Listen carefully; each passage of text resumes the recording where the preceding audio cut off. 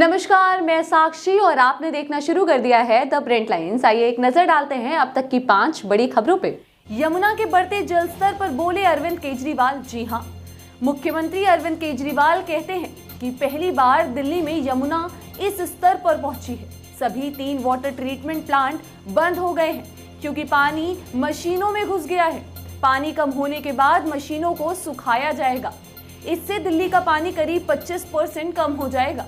दिल्ली में 1-2 दिन पानी की किल्लत रह सकती है। मुझे उम्मीद है कि कल शाम तक प्लांट शुरू हो जाएगा। सर, अभी क्या स्थिति है सर? अभी हम लोग यहाँ पे वजीराबाद वाटर ट्रीटमेंट प्लांट पे खड़े हैं और पहली बार दिल्ली में यमुना इस स्तर पे पहुंची है जब 208 पॉइंट, अब तो मेरे ख्याल से 6 भी क्रॉस कर 8.6 से ऊपर है। 6 से ऊपर है और इस लेवल की पानी पहुंचेगा ये कभी सोचा नहीं था। तो अभी 3 वाटर ट्रीटमेंट प्लांट हमारे वजीराबाद, चंद्रावल और ओखला 3 वाटर ट्रीटमेंट प्लांट बंद हो गए हैं इसकी वजह से, बिकॉज पानी पंप्स के अंदर घुस गया है, अंदर मशीनों में घुस गया है। और जब तक पानी कम होगा उसके बाद उनको मशीनों को सुखाया जाएगा, क्योंकि बिजली से चला दिया तो करंट आ सकता है, और उसके बाद पानी दोबारा शुरू होगा। लगभग 25% दिल्ली का पानी जो है वो इसकी वजह से कम हो जाएगा। ये काफी ज्यादा है। और इसके अलावा बहुत सारे रिवर प्लेन्स में हमारे वो भी चलते थे, ट्यूबवेल्स चलते थे, वो सारे ट्यूबवेल्स भी अभी फिलहाल बंद हो गए हैं, उनका भी पानी कम हो गया है। तो 1-2 दिन पानी की काफी किल्लत रह सकती है दिल्ली के अंदर। दिल्ली के जो वाटर ट्रीटमेंट जो बंद किया, जिन्होंने आपने बताया, इससे जो दिल्ली वासी है, दिल्ली की जनता है, उनको कितनी परेशानी होगी सर? मैंने बताया कि मैक्सिमम 1.5-2 दिन तक।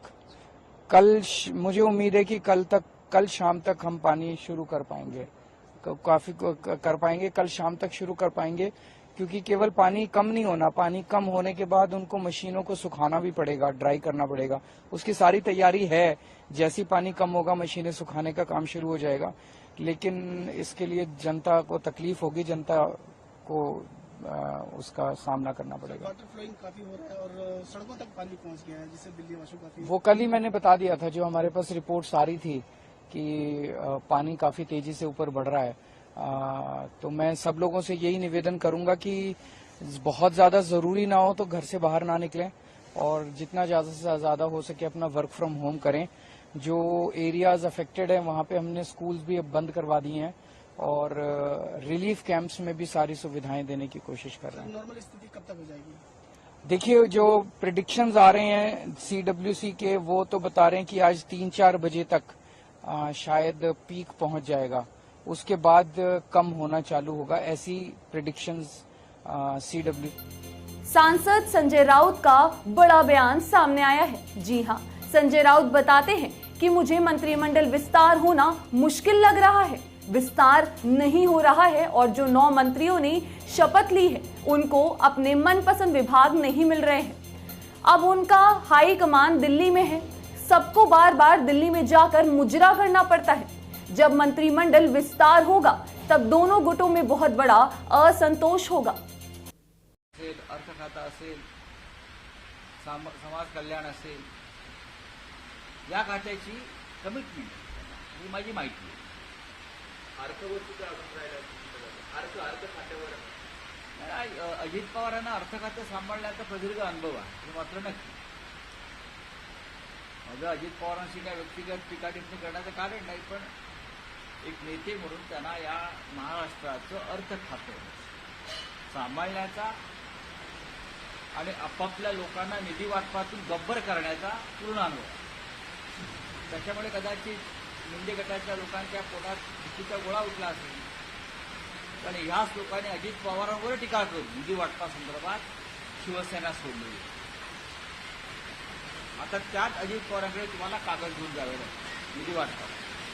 मंत्रिमंडळाच्या विस्तारावर पावसाळ्यानंतर होणार अनेकांचा होणार आहे. यामध्ये पाहिलं की अनेकांनी पूर देखील सोडलेली होती. ते तर आहेच ना. बघा, मंत्रिमंडळाचा विस्तार होईल की नाही ही शंका. मंत्रिमंडळाचा विस्तार करणं या घडीला म्हणजे दोन्ही गटातील असंतोषाचा भडका उडणार. अजित पवार यांच्या गटातले जे मंत्री झालेले आहेत हे सगळे वजनदार नेते आहेत. त्यातील अनेकांनी गृहमंत्री पद सांभाळलेलं आहे, उपमुख्यमंत्री पद सांभाळलेलं आहे.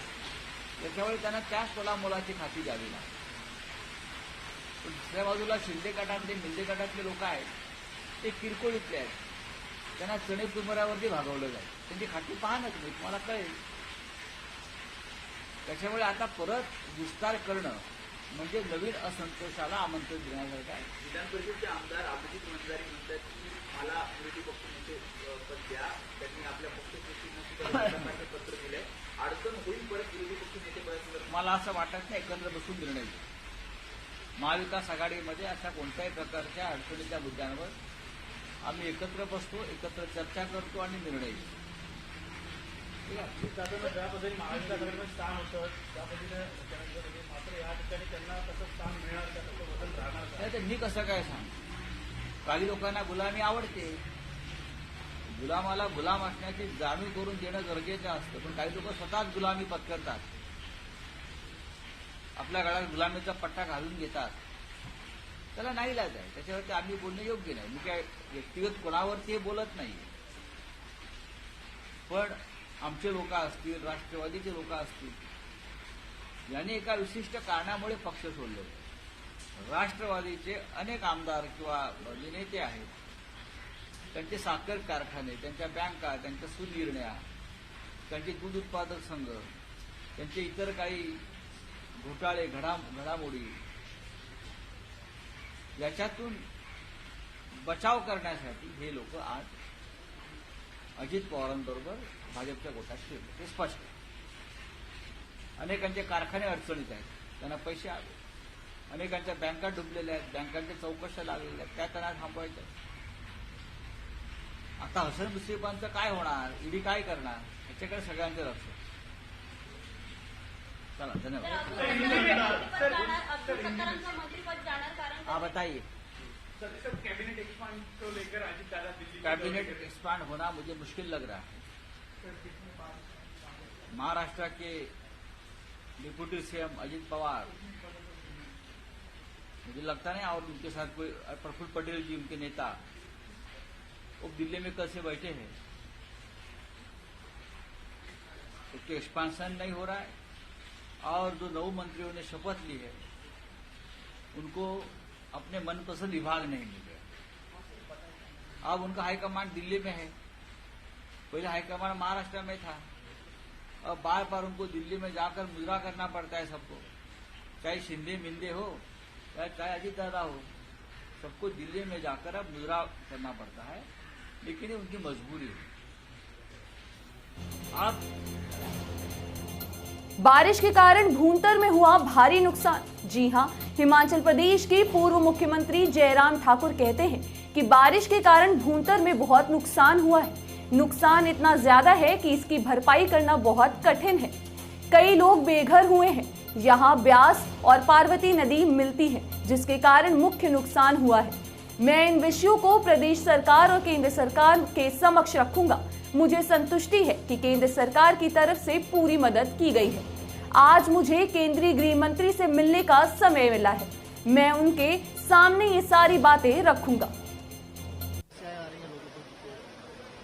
आज कुल्लू जिला के अंतर्गत भुंतर का ये इलाका है और इसमें पंचायत और नगर पंचायत दोनों का ये जो डैमेज हुआ है इसमें बारिश के कारण, और उस सारी चीज को मैं देखने के लिए यहाँ पर आया हूँ. और मैं इस बात को मैं जरूर देख रहा हूँ कि जो नुकसान हुआ है वो इतना ज्यादा है और जिसकी भरपाई करना बहुत कठिन है. लोगों के बहुत बड़े बड़े मकान तबाह हो गए हैं, लोग घर से बेघर हो गए हैं. ऐसी परिस्थिति में और विशेष तौर से उसमें जो डैमेज हुआ है, यहाँ पर दोनों जो नदियां यहाँ पर मिलती है, ब्यास और हमारी पार्वती, दोनों के मिलने के कारण जो है नेचुरल जो कोर्स है उसका जो है वो उसमें बहुत बड़ा चेंज आया है, बहुत बड़ा डाइवर्शन आ गया है. वो उसको उसी कारण मेजर डैमेज हुआ है. मैं सारे विषय को लेकर के प्रदेश सरकार के समक्ष भी रखूंगा और केंद्र सरकार के समक्ष भी रखूंगा. और मुझे इस बात को लेकर संतोष है कि केंद्र की ओर से पूरी मदद हुई है। रेस्क्यू ऑपरेशन में एनडीआरएफ की पूरी टीमें लगी हुई हैं। रेस्क्यू ऑपरेशन में एयरफोर्स की टीमें यहां पर लोगों को शिफ्ट करने में लगी हैं, उनकी जान बचाने में काम कर रही हैं, जिसके लिए मैं केंद्रीय गृह मंत्री जी का, आदरणीय प्रधानमंत्री जी का आभार व्यक्त करता हूं। और पार्टी के राष्ट्रीय अध्यक्ष जगत प्रकाश नड्डा जी से भी हमारी विशेष तौर से बात हुई है। हमारे संगठन के स्तर पर भी सब साथी एक्टिव होकर के, सक्रिय होकर के लोगों को जो भी मदद कर सकते हैं वो मदद करने की कोशिश कर रहे हैं। और आज मैं समझता हूं कि संयोग से मुझे केंद्रीय गृह मंत्री जी से भी समय मिला है मिलने का, और मैं जाकर के उनके सामने पूरी स्थिति को रखूंगा, जो हिमाचल प्रदेश में जो नुकसान हुआ उसके बारे में भी, और यहाँ भुंतर में जहां मैं अभी खड़ा हूं, जहां सुबह जब हमने दौरा किया है, जो निरीक्षण किया है यहाँ पर, तो उसमें बहुत बड़ा नुकसान जो लोगों को हुआ है उसके बारे में डिटेल रिपोर्ट देंगे, और उसके बाद कोशिश करेंगे कि केंद्र से ज्यादा मदद मिले। और मैं ये भी जरूर कहूंगा कि हिमाचल प्रदेश सरकार भी इन लोगों के लिए जो तुरंत राहत के ऐसी स्थिति में जो प्रोविजन रहता है इमीडिएट रिलीफ का, वो अभी तक नहीं मिला। इस बात को लेकर के मैं थोड़ा हैरान हूं और चिंतित भी हूं। जो तुरंत होना चाहिए था, लोग अपना घर छोड़ करके दूसरी जगह ठहर रहे हैं, न उनकी ठहरने की व्यवस्था हो पा रही है, न उनकी खाने की व्यवस्था हो पा रही है। जो इमीडिएट रिलीफ उनको मिलना चाहिए था वो रिलीफ भी उनको उपलब्ध नहीं हो पाया है। इन सारी चीजों को लेकर के ये चिंता का विषय है। लेकिन फिर भी मैं आज की तारीख में गवर्नमेंट के अगेंस्ट कुछ नहीं कहना चाह रहा हूं। मैं सिर्फ एक ही चीज कहना चाह रहा हूं, जितना तेज गति से इस वक्त रिलीफ के कार्य को करना चाहिए उसमें हम कमी महसूस कर रहे हैं। अधिकारी नहीं पहुंचे हैं, और अधिकारी के साथ साथ में पूरा हिमाचल प्रदेश सरकार के लिए तो ये होना चाहिए, सारी एक्टिविटी स्थगित करके पहली प्राथमिकता ये होनी चाहिए कि वो राहत कार्य को बेहतर ढंग से करें। मंत्री की ड्यूटी लगाए, अधिकारियों की ड्यूटी लगाए, और उस दृष्टि से मैं समझता हूं कि ये बहुत आवश्यक है ताकि लोगों को राहत मिल सके, समय पर मिल सके। चंद्रयान 3 के लघु मॉडल के साथ वैज्ञानिक पहुंचे तिरुपति वेंकटचलपति मंदिर। जी हां, इसरो वैज्ञानिकों की एक टीम चंद्रयान 3 के लघु मॉडल के साथ तिरुपति वेंकटचलपति मंदिर में पहुंचे। वहां पे जाकर उन्होंने पूजा और अर्चना की। चंद्रयान 3 को 14 जुलाई को भारतीय समयानुसार दोपहर 2:35 पर इसरो के श्रीहरिकोट स्थित सतीश धवन अंतरिक्ष केंद्र से लॉन्च किया जाएगा। Okay, third mission to moon. Please. No problem. Just tell about Chandrayaan 3. Okay. Fine. Okay. Thank you. We have a launch tomorrow. Yes. Thank you. Okay. Was planned, sir. Everything was planned perfect. Yes. Okay. Bastille day parade में सम्मानित अतिथि के रूप में PM Modi लेंगे भाग। जी हां, प्रधानमंत्री नरेंद्र मोदी फ्रांस की अपनी 2 दिवसीय यात्रा के लिए रवाना हो गए हैं। पीएम मोदी फ्रांस के राष्ट्रपति इमैनुएल मैक्रोन के निमंत्रण पर बेस्टिल डे परेड में सम्मानित अतिथि के रूप में भाग लेंगे। बता दें कि प्रधानमंत्री नरेंद्र मोदी की फ्रांस यात्रा से भारत और फ्रांस के बीच आर्थिक सहयोग को बढ़ावा मिलने और यूरोपीय संघ और भारत के बीच व्यापक रणनीतिक संबंधों को आकार मिलने की संभावना है। किसी के देश के नेता को किसी दूसरे देश के राष्ट्र दिवस पे गेस्ट ऑफ ऑनर और मुख्य अतिथि के रूप में स्वागत करना एक बड़े सम्मान और गौरव की बात होती है। तो ये इस बात का भी संकेत है कि भारत और फ्रांस के संबंध, स्ट्रेटेजिक पार्टनरशिप बड़े घनिष्ठ हैं, बड़े सशक्त हैं, और आने वाले समय में इसकी भूमिका और बढ़ेगी, न केवल हम दोनों देशों के लिए, न केवल यूरोप और भारत के लिए, बल्कि पूरे विश्व के संदर्भ में अगर आप देखें तो ये संबंध बहुत महत्वपूर्ण होगा। लेकिन इस बात का भी ये संकेत है कि आज का समय जो है ये भारत का क्षण है। ये बात सारी दुनिया कहती है। आपने पिछले महीने अमेरिका में प्रधानमंत्री की यात्रा देखी। इस साल हमारी G20 की अध्यक्षता है और प्रधानमंत्री G7 के भी सम्मेलन में उनको भी बुलाया गया था। और जनवरी में भी हमने ग्लोबल साउथ का एक शिखर सम्मेलन किया था जिसमें 125 देशों ने भाग लिया था। तो इन सभी चीज़ों को देखें तो एक ये भारत का जिसे कहते हैं समय आया है, और भारत की प्रगति, भारत की लोकतंत्र के कारण, भारत के सामाजिक स्थिरता, शांति के कारण भारत ने अपनी एक जगह बनाई है। दूसरी ओर विश्व में जिस प्रकार की चुनौतियां सामने आई हैं उभर के, चाहे वो रक्षा सुरक्षा की दृष्टि से देखें, चाहे क्लाइमेट चेंज की, भूखमरी की, चाहे स्वास्थ्य की दृष्टि से देखें, चाहे गरीब देशों के भविष्य के बारे में अगर सोचें, उनके जो कर्ज का बोझ है, चाहे गिरानी है, तो इन सब की जो विश्व की जो चुनौतियां हैं, चाहे जो तनावपूर्ण स्थिति है चारों तरफ, तो भारत एक सकारात्मक भूमिका निभा रहा है, एक ग्लोबल सॉल्यूशन प्रोवाइडर के रूप में उभर के आया है, और इसमें प्रधानमंत्री का सबसे बड़े योगदान रहा है, उनकी दृष्टि, उनकी प्रोएक्टिव अप्रोच के कारण। तो इन सभी चीज़ों के कारण भारत को एक तरह से ये सम्मान मिल रहा है, भारत फ्रांस के संबंध के संदर्भ में और भारत की एक वैश्विक भूमिका के संदर्भ में भी। तो ये एक बहुत महत्वपूर्ण क्षण है इन सभी चीज़ों को सामने रखने का। ऐसे ही महत्वपूर्ण खबरों के लिए देखते रहिए the print lines. Camera person Saud Ansari के साथ मैं साक्षी।